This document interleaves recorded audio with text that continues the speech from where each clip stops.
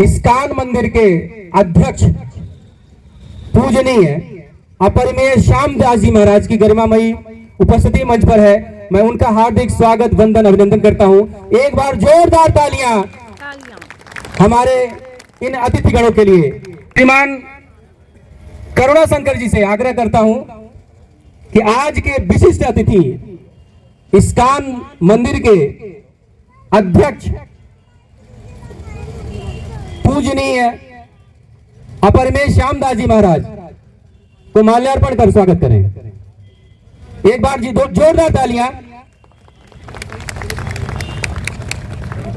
आज के विशिष्ट अतिथि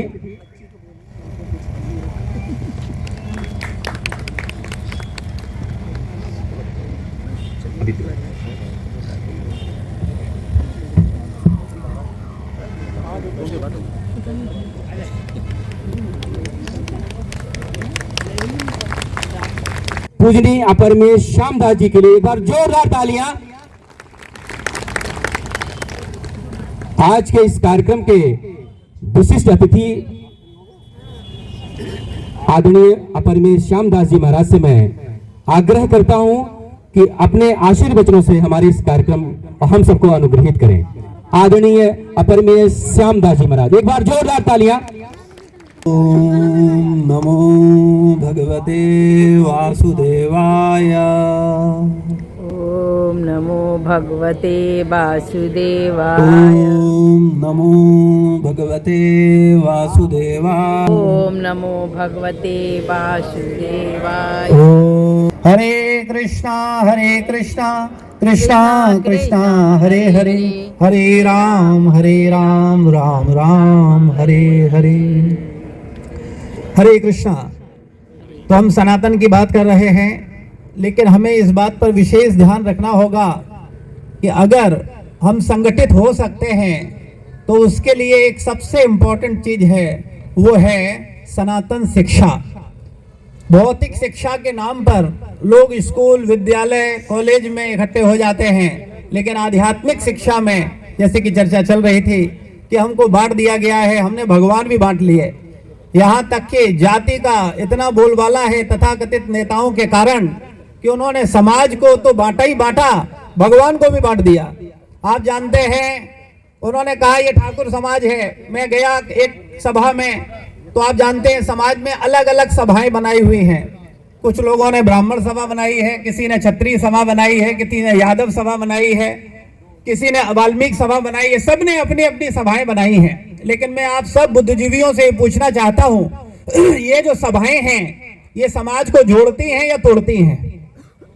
अगर आप इन पर विचार करेंगे तो मेरा एक ही निवेदन, मैं जब भी किसी सभा में जाता हूं तो मैं सबसे एक ही बात कहता हूं कि अपनी मूल सनातन धर्म ग्रंथ भगवत गीता को पढ़ो, और उसको पढ़ोगे तो आपको पता चलेगा कि हम सब भगवान के अंश हैं। हम लोग ये जाति के नाम पर जो बट रहे हैं ये उचित नहीं है, और इसके कारण ये जातिवाद की भावना को हम लेकर गए भगवान तक, और उन्होंने कहा कि ये क्षत्रियों के भगवान राम हैं, यादवों के श्री कृष्ण हैं, वाल्मीकि के वाल्मीकि हैं। अलग अलग लोगों ने भगवानों को भी बांट दिया। लेकिन मेरा आपसे निवेदन है, भगवान ये वर्ण व्यवस्था से ऊपर हैं, तो हम सबको ये समझना चाहिए। ये समाज के अंदर जब तक हम अपने मूल धर्म ग्रंथ गीता को नहीं बांटेंगे, और बांटने से ही नहीं होगा, गीता पढ़नी होगी, गीता पढ़ाना होगा। अगर गीता को पढ़ लिया, गीता को समझ लिया, तो सारी मानवता को एक छत्र के नीचे, एक छाया के नीचे लाया जा सकता है, और सब में एक एकता लाई जा सकती है। वरना क्या होगा, हम सब कुछ सभाएं तो करेंगे, लेकिन उन सभाओं का ज्यादा प्रभाव नहीं होगा, क्योंकि अगर सनातन को समझना है तो सनातन ग्रंथों को समझना पड़ेगा। जब तक हम सनातन ग्रंथों को नहीं समझेंगे, हम सनातनी कभी एक नहीं हो पाएंगे। आप देखिए, गीता का ज्ञान भगवान ने कब दिया? आज के 5000 साल पहले। और 5000 साल पहले ही नहीं, 5000 साल पहले तो अर्जुन को निमित्त बना के दिया। गीता के 4थे अध्याय में भगवान बोलते हैं, ये ज्ञान अर्जुन मैंने तुमसे पहले सूर्यदेव विवस्वान को दिया था, यानी करोड़ों वर्ष पहले। और करोड़ों वर्ष पहले विवस्वान को ज्ञान दिया, तो उस समय भी भगवान के पास ज्ञान था, यानी ज्ञान सदा से है और सदा रहेगा। ये गीता का ज्ञान कोई ऐसा नहीं है 2-4 हजार साल पहले आया। लेकिन आज आप देखो पूरी दुनिया में गीता को पढ़ने वाले लोग कितने हैं? अरे जब हम सनातन धर्मी बैठे हम ही लोग नहीं पढ़ते। ईमानदारी से हाथ खड़ा करके जरा बताओ, आप में से कितने लोगों ने पूरा गीता को पढ़ा है? हाथ खड़ा करके ईमानदारी बताओ। देखो ये स्थिति है हमारी। देखो गिने चुने 10-15 लोग हैं। और जो गीता 4 वेद 18 पुराण 108 उपनिषदों का सार है वो उसके अंदर है, जो अन्यत्र कहीं नहीं है। लेकिन आप देखेंगे पूरी दुनिया में नंबर 1 नंबर पर कौन सा ग्रंथ वितरण हुआ है? बाइबल। दूसरे नंबर पर कुरान। और हम लोग कहां हैं? इस पर विचार करना चाहिए। कहने का तात्पर्य केवल इतना सा है, हम सबको यह बात समझनी होगी कि 2000 साल पहले बाइबल आई, हाँ या ना? और बाइबल की शिक्षा देने वाले कौन हैं? जीसस हैं। 1400 साल पहले कुरान आई और कुरान की शिक्षा देने वाले मोहम्मद साहब हैं। और मोहम्मद साहब ने भी ये नहीं कहा कि मैं भगवान हूं, बोले मैं भगवान का पैगंबर हूं। जीसस ने बाइबल की शिक्षा दी, वो क्या बोलते हैं? मैं भगवान का पुत्र हूं। उन्होंने ये नहीं कहा मैं भगवान हूं। लेकिन भगवत गीता में भगवान कह रहे हैं मैं भगवान हूं वाचा। भगवान बोल रहे हैं साक्षात। लेकिन हम भगवान की बात को न सुन रहे हैं न सुना रहे हैं। अगर समाज में सही बात सही तरीके से रखी जाए तो पूरी दुनिया इस बात को सुनती है। और अंतरराष्ट्रीय कृष्ण भावनामृत के संस्थापकाचार्य एसी भक्ति वेदांत ने हमें ये करके दिखाया। ऑस्ट्रेलिया, अमेरिका, रसिया, जापान, चाइना तक में आज लोग हरे कृष्ण महामंत्र का कीर्तन कर रहे हैं और गीता का पाठ कर रहे हैं। आप जानते हैं चाइना में लोग सांप तक खा जाते हैं। उड़ने वालों में हवाई जहाज को छोड़ के सब खाते, चमगादड़ भी नहीं छोड़ते। लेकिन उन लोगों को अभी 150 से 200 चाइनीज भक्त आए थे, उन लोगों ने प्याज लहसुन तक खाना छोड़ दिया है, चाय कॉफी पीना छोड़ दिए हैं और गीता का पाठ कर रहे हैं, ब्रह्म मुहूर्त में उठ रहे हैं। और एक हम सनातनी हैं, हम 8 बजे सो के उठ रहे हैं। हमें विचार करना होगा, हम लोगों को जागना होगा, हमको वास्तव में अपने धर्म ग्रंथों को महत्व देना होगा, उनको समझना होगा। लेकिन हम लोगों का एक भाव हो गया है कि गीता से पढ़ने से क्या होगा, उससे पेट भर जाएगा क्या? हम तो IIT करेंगे, इंजीनियरिंग करेंगे, मेडिकल करेंगे, भौतिक शिक्षा लेंगे, बड़ी बड़ी दुकान खोलेंगे, बड़े बड़े बिजनेस खोलेंगे, फिर लोग कहेंगे बस कुछ दिन का मालिक है, कुछ दिन बाद तो ये पेट्रोल पंप अपना ही है।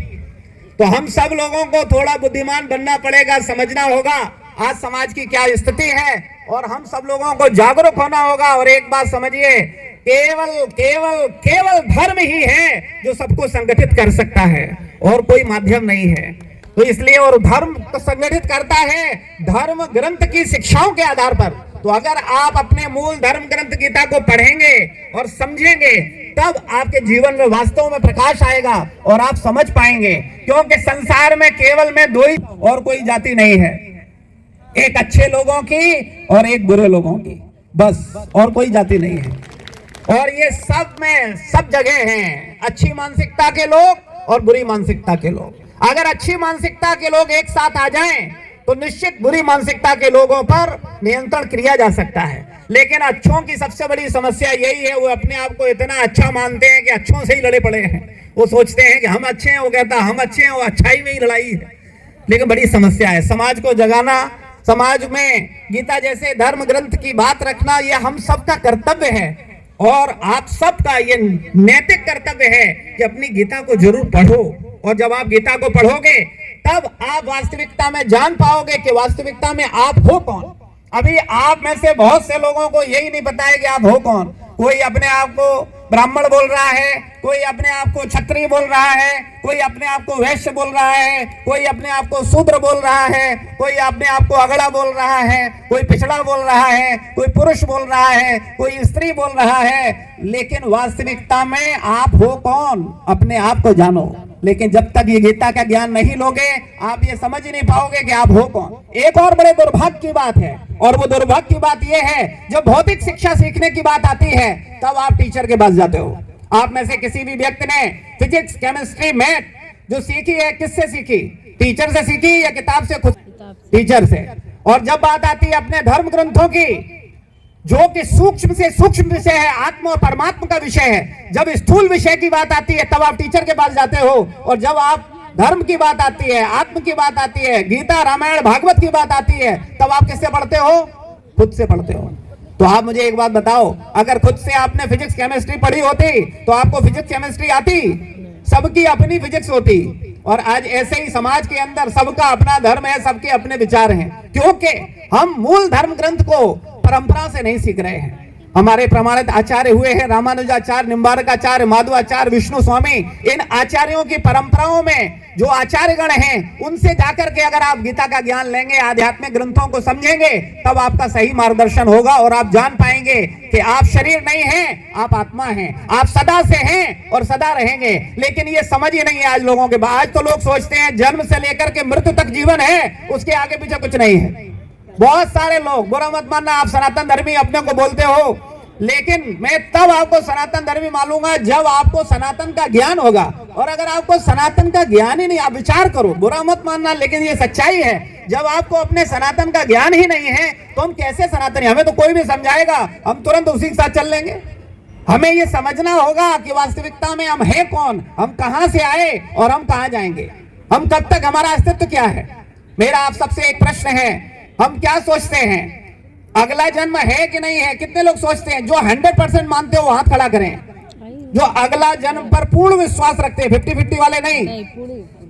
देखो कितने, अभी भी बहुत सारे लोग हैं जो कह रहे नहीं, पता नहीं क्या होता है क्या नहीं होता, किसने देखा अगला जन्म, किसने देखा पिछला जन्म, हमने तो देखा नहीं, हम कैसे माने।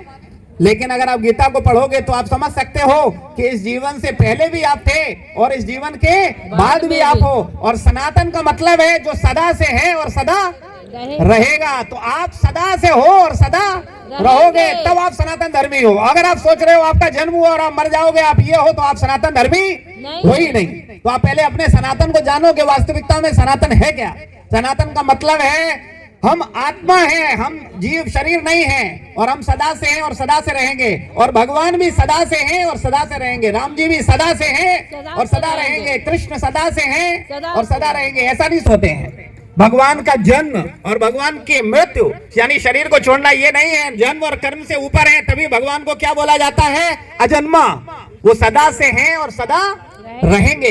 लेकिन आज हम लोगों को ये बेसिक कॉन्सेप्ट नहीं पता है। हम कई लोग कृष्ण को एक साधारण मनुष्य मानते हैं, राम को एक साधारण महापुरुष मानते हैं। वो समझते ही नहीं ये परम ब्रह्म है, ये परम भगवान है, स्वयं साक्षात। आप विचार करो, हनुमान जी से बड़ा कोई वैष्णव है? हनुमान जी से बड़ा कोई आदर्श भक्त है? लेकिन वो क्या बोलते हैं? मैं किनका दास हूं?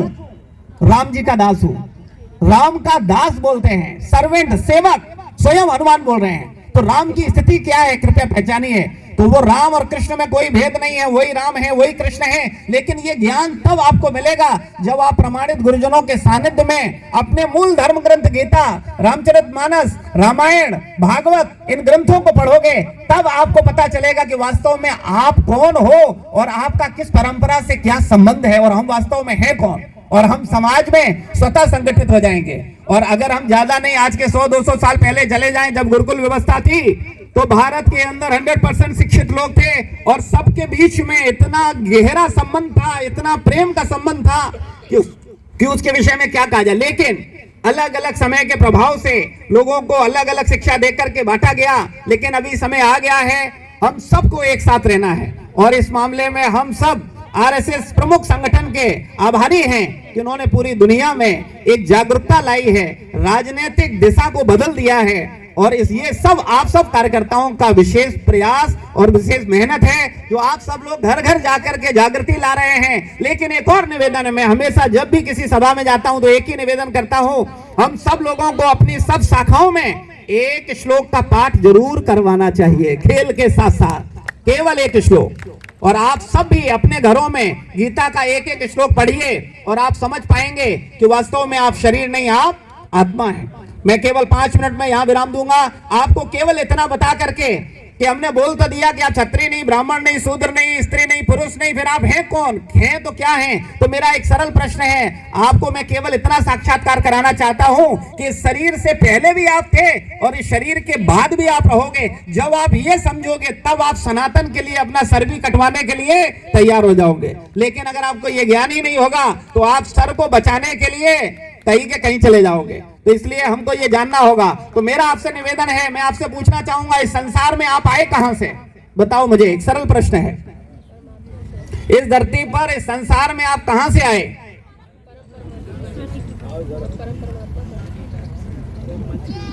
अरे बड़ा सरल उत्तर है, मां के गर्भ से आए। इसमें किसी को संदेह तो नहीं है, हम सब मां के गर्भ से ही तो आए हैं। कोई ऐसा तो नहीं है जो डायरेक्ट आ गया हो। हम सब माँ के गर्भ से आए।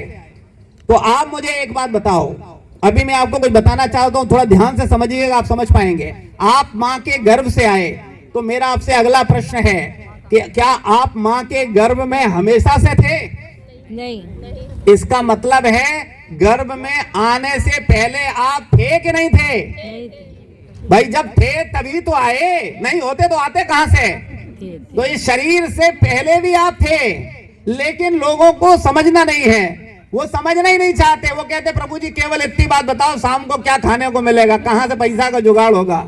सारी राजनीति आज पैसा पे घूम रही है, पदों में घूम रही है, अपने फायदे के लिए चल रही है। माहौल बस लोग रंग बदल लेते हैं, बुरा मत मानना, लेकिन संसार की यही स्थिति है। हम सबको थोड़ा जागरूक होना होगा, समझना होगा। अगर सनातन में आकर के निस्वार्थ भाव से हम समाज के प्रति, समाज के कल्याण के लिए, समाज को जगाने के लिए अगर नहीं खड़े होंगे तो ये आसान नहीं है। और ये कार्य प्रभुपाद जी ने, हमारे गुरु महाराज और जितना संत वर्ग है वो सदियों से करता आ रहा है, कोई आज नई बात नहीं है। लेकिन हम सबका भी कर्तव्य है कि हम भी उस पर आगे बढ़कर के कुछ योगदान दें। अभी हमारा एक प्रयास है, आप सब अंचल और लखनऊ वासियों के लिए हमने एक 2 दिवसीय सत्संग रखा है, केवल इसीलिए, केवल इतना बताने के लिए कि आप इतना समझ जाओ कि तुम्हारा बुढ़ापा आएगा, इसकी कोई गारंटी नहीं है। है गारंटी? हम लोग बुढ़ापे की सब व्यवस्था करने में लगे हैं, लगे कि नहीं लगे? पैसा जमा कर लो, इकट्ठा कर लो, बुढ़ापे पे शरीर काम नहीं करेगा तो भैया पैसे ही काम आएगा, है कि नहीं? सब बुढ़ापे की व्यवस्था कर रहे हैं, लेकिन मैं आपसे पूछता हूं बुद्धिजीवी समाज से, बुढ़ापा आएगा इसकी गारंटी है? पहले नहीं मर सकते? मर सकते हो कि नहीं कि बूढ़े होने के बाद ही मरोगे? कॉन्ट्रैक्ट साइन करा रखा है आपने कि जब बूढ़े होंगे तब मरेंगे, ऐसा तो नहीं है ना। बूढ़े होने से पहले भी मर सकते हैं या नहीं, शरीर छोड़ सकते हैं कि नहीं? तो मेरा प्रश्न यह है, अगर वृद्धावस्था से पहले शरीर छोड़ सकते हैं तो वृद्धावस्था वाली योजना तो बेकार हो गई। लेकिन मृत्यु होगा तो जन्म निश्चित है। अब अगला जन्म तुम्हारा कैसा होगा? धनवान परिवार में होगा या भिखारी घर में होगा? हो रहा है कि नहीं हो रहा है? अगला जन्म तुम्हारा अच्छी बुद्धि के साथ होगा या मंद बुद्धि के साथ होगा? अच्छी बुद्धि। अगला जन्म तुम्हारा सुंदर शरीर के साथ होगा या कुरूप शरीर के साथ होगा? अगला जन्म तुम्हारा उच्च कुल में होगा, उच्च कुल से आसे ऐसा परिवार जहां बचपन से आपको संस्कार मिलेंगे, जहां बचपन से आपको गीता रामायण भागवत की शिक्षा मिलेगी, या फिर ऐसा परिवार जहां बचपन से मुर्गा बकरा काटोगे। विचार करो कैसा जन्म किसके हाथ में है, कैसे मिलेगा? भाई बुढ़ापे की व्यवस्था में लगे हो और अगला जन्म पशु का हो जाए, गली में हम घूमे जाकर के पशु शरीर में, तब कोई विधायक या सांसद फोन करेगा आपके लिए कि भाई इनको इस शरीर में न जाने दिया जाए, ये पशु शरीर में नहीं जाएंगे, इनका बड़ा सोर्स है भाई, ऊंचे ऊंचे अधिकारियों से इनकी पहचान है, जरा इनको सिफारिश करो, इनको कुत्ते का शरीर, बिल्ली का शरीर नहीं मिलेगा, इनको तो बड़े अरबपति घर में मनुष्य का शरीर ही दिया जाए। ऐसा होगा क्या? तो कृपया जागिए, अपनी गीता को पढ़िए।